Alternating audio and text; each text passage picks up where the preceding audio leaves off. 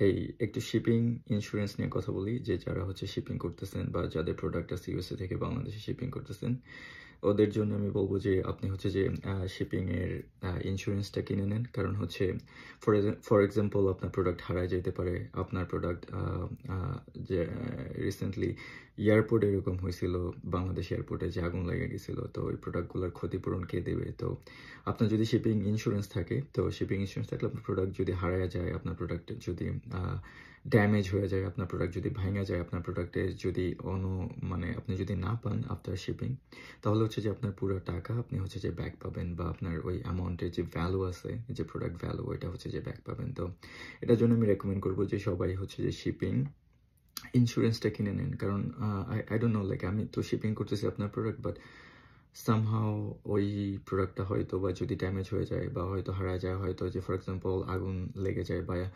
ফ্লাইটে কিছু একটা হয়ে যায়, দেন বা প্লেন মনে করেন যে অ্যাক্সিডেন্ট করলো, তো আপনার শিপিংয়ের প্রোডাক্টটার কী হবে, কে ক্ষতিপূরণ দেবে? তো আমি অলওয়েজ বলবো যে এই জন্য যে ইন্স্যুরেন্স কিনে নিতে। যে আমি বলে দিব যে যখন আপনার শিপিং থাকে আপনার প্রোডাক্ট ভ্যালু অনুযায়ী আপনার ইন্স্যুরেন্স কত আসবে। তো I recommend you to buy insurance. That's all, see you, by.